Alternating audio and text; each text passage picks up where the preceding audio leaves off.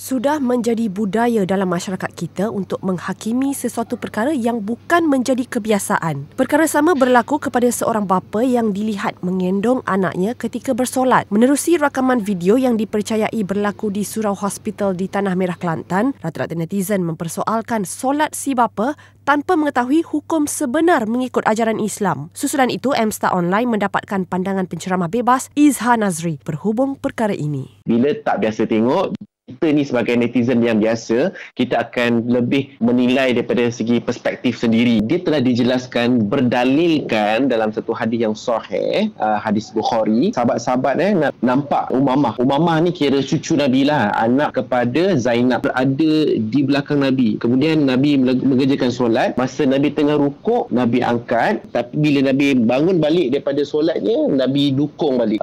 Ada kelonggaran ataupun dipanggil sebagai rukhsah untuk kita ni mendukung bayi ataupun menggendong bayi semasa solat. Tetapi ada guideline yang telah ditetapkan. Yang pertama adalah kena pastikan bayi yang kita gendong, yang kita dukung tu dalam keadaan suci daripada najis. Yang kedua adalah kita tak boleh gendong bayi dalam keadaan tidak ada apa-apa darurah. Contoh, dalam rumah kita dengan baby, dan kalau kita solat, kita risau baby tu boleh pergi dapur, ambil pisau, main pisau, ataupun dia pergi keluar sampai ke jalan raya, maka itu considered as darurah. Maka dibenarkan untuk kita gendong bayi itu semasa solat.